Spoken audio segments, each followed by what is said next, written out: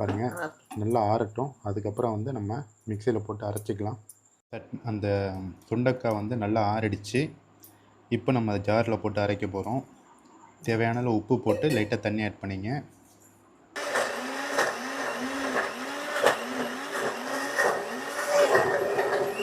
பாருங்கள், நல்லா அரைப்படுது.